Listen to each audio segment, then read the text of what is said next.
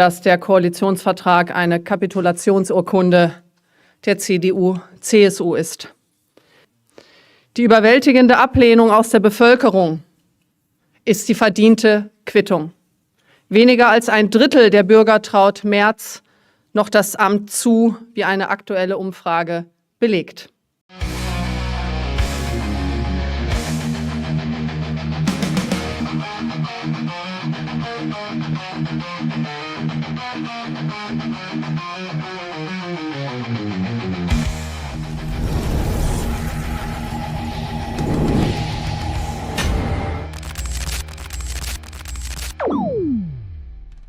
Hey Leute, willkommen in der Realität. CDU und SPD haben ihren Koalitionsvertrag vorgestellt und bei der AfD ist die Reaktion eindeutig. Das ist rot-grüne Politik mit CDU-Label. Friedrich Merz als Kanzler der Grünen, Esken und Klingbeil im Schlepptau und die Steuerzahler zahlen die Zeche. Hier erfahrt ihr, warum dieser Vertrag für die Bürger brandgefährlich ist und wie die AfD den ganzen Laden stoppen will. Auf geht's! Guten Tag zusammen. Herzlich willkommen zum heutigen Pressegespräch der AfD-Bundestagsfraktion. Wir haben die Pressekonferenz der Kleinen Koalition gehört und es bleibt festzuhalten, dass dieser Koalitionsvertrag, der hier vorgelegt wurde, eine Kapitulationsurkunde von Friedrich Merz ist, dass der Koalitionsvertrag eine Kapitulationsurkunde der CDU/CSU ist. Kein einziges Wahlversprechen eingehalten, die Migrationswende schon wieder zu den Akten gelegt, Atomausstieg und Heizungsdiktat bleiben bestehen. Merz ist schon vor seiner möglichen Wahl zum Kanzler auf breiter Front gescheitert.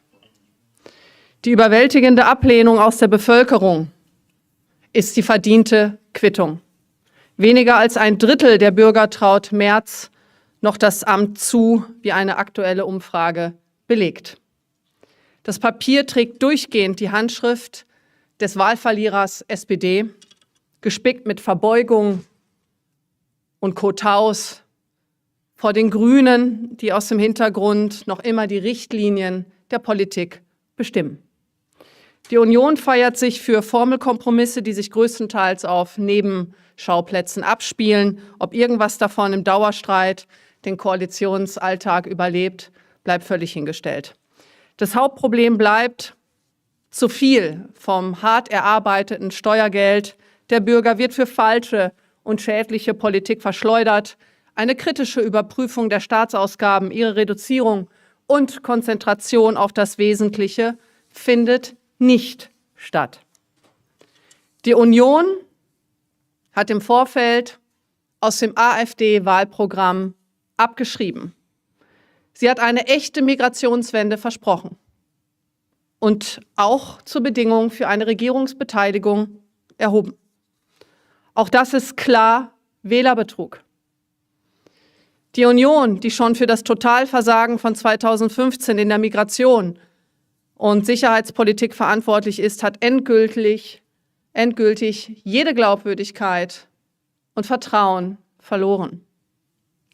Das Weiter so steht in jedem Satz dieses Koalitionsvertrages. Das Papier beinhaltet keinerlei Lösung für die großen Zukunftsfragen unseres Landes. Ganz im Gegenteil, es knüpft nahtlos an die fatalen Weichenstellungen von der Merkel-Ära und der Ampel an und gefährdet Wohlstand, Sicherheit und Freiheit unseres Landes. Die Interessenvertretung Deutschlands und der deutschen Steuerzahler findet sich in keinem Satz dieses Koalitionsvertrages. Die großen Schicksalsfragen bleiben unbeantwortet. Kein Ende der ruinösen Energiewende, der höchsten Energiepreise und Spritpreisen. Kein Ende der grünen Deindustrialisierung, die unsere Schlüsselindustrien ruiniert. Und auch die Milliardenverschwendung für offene Grenzen, illegaler Migration und für grüne Ideologieprojekte, sinnlose Entwicklungspolitik und die Finanzierung linker Hilfstruppen für den Kampf gegen Andersdenkende geht einfach weiter. Es werden weiterhin im atemberaubenden Tempo Turboeinbürgerung bildungsferner Ausländer durchgeführt, die den deutschen Pass erhalten. Auch hier wird mitnichten eingebremst. Es ist jetzt schon absehbar, dass die rechtswidrig am neu gewählten Bundestag vorbei beschlossene Billionen-Rekordverschuldung nicht reichen wird, um das schwarz-rote Weiterwursteln zu finanzieren. Der billionenschwere finanzpolitische Staatsstreich bleibt die größte und schwerste Hypothek der schwarz-roten Koalition, sofern sie überhaupt zustande kommen sollte. Für diesen zweifelhaften Koalitionskit haben Merz und die Genossen die Bürger dieses Landes belogen, Wahlversprechen gebrochen und den Bürgern neue drückende Belastung durch Inflation, Abgaben und Steuern aufgebürdet, die sie jetzt schon zu spüren bekommen.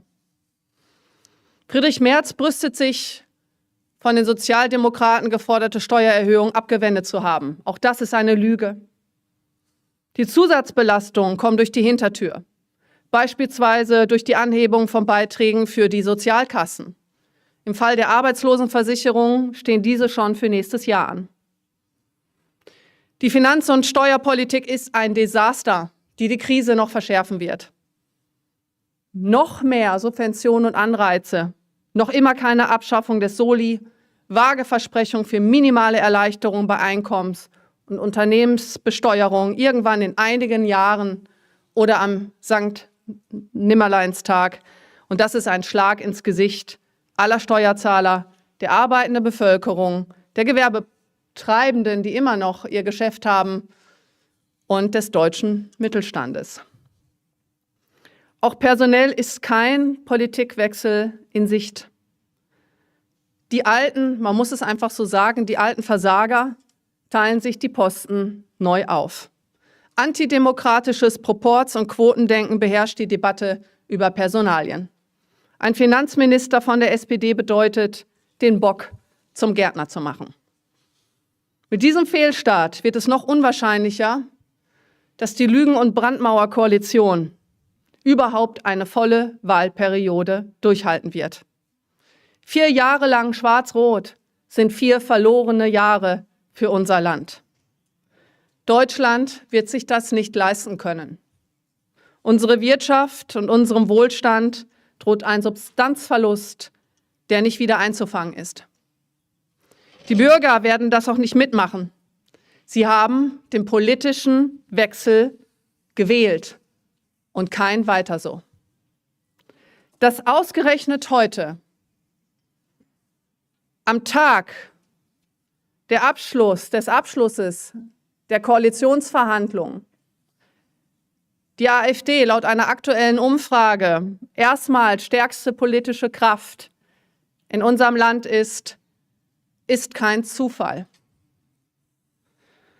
Einen so dramatischen Zustimmungseinbruch zwischen einer Bundestagswahl und noch vor der Vereidigung der neuen Regierung gab es noch nie in unserem Land. Die Union und SPD haben bereits vor ihrer Vereidigung die Mehrheit im neu gewählten Bundestag verloren. Wir müssen hier von einer kleinen Koalition reden, die nicht stabil ist. Wahlversprechen wurden teuer erkauft, auf Kosten der Steuerzahler und der zukünftigen Generationen. Das, was Sie sehen werden, sind brutale Verwerfungen am Kreditmarkt. Die Staatsverschuldung wird durch die Decke gehen. Die Zinslast wird durch die Decke gehen. Deutschland ist kein Stabilitätsanker mehr im Euroraum. Und das, was hier getan wird in diesem Land, um es ganz deutlich zu sagen, ist verantwortungslos und unseriös und hat mit der Interessenvertretung der Bundesrepublik Deutschland nichts mehr zu tun.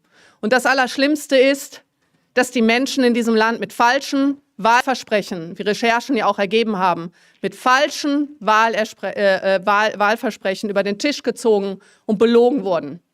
Die Wähler in diesem Land wurden knallhart von der CDU und CSU belogen, um es einfach festzuhalten. Und das, was hier weiter gemacht wird, ich hatte es eben schon angeführt, Es ist eine Fortführung der Merkel-Ära, der Grenzöffnung, der illegalen Migration, der Turbo-Einbürgerung, der grünen Deindustrialisierung, grüner Ideologieprojekte, der Auswanderung, eines Braindrains von qualifizierten Menschen, einer Turbo-Einwanderung und Einbürgerung bildungsferner Ausländer, die überhaupt nichts zur Produktivität in unserem Land beizutragen haben. Genau das. Und dementsprechend wollten die Menschen in diesem Land eine Mitte-Rechts-Regierung. Sie wollen einen Politikwechsel. Sie wollen vernünftige Politik für ihr Portemonnaie, für ihre eigene Familie, für ihre Kinder, für ihre Enkelkinder. Und genau das haben sie nicht gewählt. Und ich kann Ihnen versprechen, die AfD wird als stärkste Kraft in Deutschland mit einer soliden Oppositionsarbeit hier dagegenhalten. Und ich werde Ihnen versprechen, wir sitzen in der nächsten Legislatur in der Regierung und wir werden genau diese fatalen Fehlentwicklungen werden wir zurückdrehen und wir werden sie korrigieren. Ich bedanke mich. Fragen? Frau Weidel, mich würde etwas konkreter Ihre Bewertung der Migrationspläne interessieren. Es heißt ja, oder es hieß vorhin in der Pressekonferenz, wir werden irreguläre Migration weitgehend beenden. Es wird Kontrollen an Staatsgrenzen geben, Zurückweisungen gegenüber Asylgesuchen, Rückführungsoffensive und wir werden das Ende der freiwilligen Aufnahmeprogramme vornehmen. Das sind jetzt nur so ein paar Schlagworte. Wie bewerten Sie das? Es klang jetzt ja nicht allzu positiv nach dem, was Sie gerade ausgeführt haben. Ja, das sind alles Lippenbekenntnisse. Die SPD hat sich weitgehend durchgesetzt. Sie sehen das an der Nichtbegrenzung des Familiennachzuges zur Grenzsicherung. Dazu haben wir überhaupt nichts gehört. Grenzkontrollen hat man ja abgelehnt und es wird auch nicht umgesetzt. Das ist ja auch schon durchgesickert. Das ist einfach nur eine Zeitkaufpolitik, damit Friedrich Merz in irgendeiner Form seine Basis beruhigen kann, weil er nämlich alle Interessen der Unionswähler an die SPD und an die Grünen verkauft hat. Nichts von dem, was Sie gerade aufgezählt haben, wird glaubhaft umgesetzt. Und es ist schon durchgesickert, dass das auch nicht der Plan ist. Und ich muss Ihnen sagen, das, was ich hier eben auch schon angeführt habe, die Einflüge aus Afghanistan, die gehen ja weiter. Hier landen ja permanent irgendwelche Flugzeuge mit Afghanen, denen irgendwelche Visa vergeben wurden, obwohl man genau das nicht tun sollte, so aufgrund der Einsickerung von Extremisten. Und das wurde ja auch schon vor Wochen mehrfach auch von den Sicherheitsbehörden hier kritisiert. Diese Praxis wird einfach weitergeführt.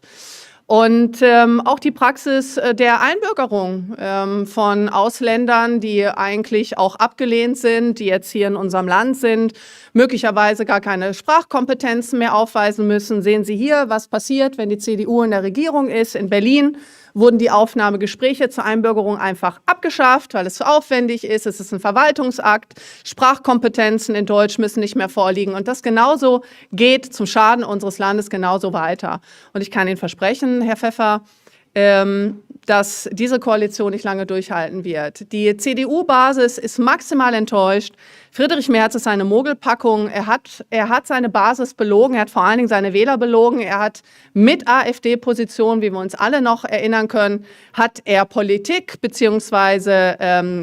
Wahlkampf gemacht. Und er tut genau das Gegenteil von dem, was er versprochen hat.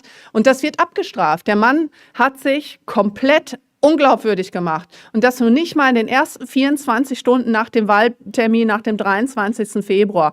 Und genau das erklärt den Absturz in den Umfragen der Union, weil die Union keine glaubwürdige, keine vertrauenswürdige Partei mehr ist.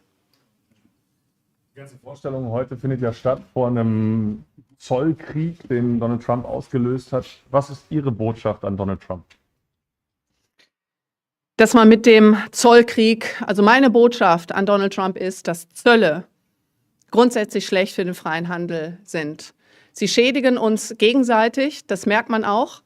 Das sieht man überall. Ich finde die Kommunikation und die mögliche Exekution der Zollpolitik empfinde ich als viel zu aggressiv und selbstschädigend. Und dementsprechend sollten wir uns unbedingt an einen Tisch setzen und verhandeln und nach Möglichkeit alle Zölle wieder wegverhandeln und wegbekommen.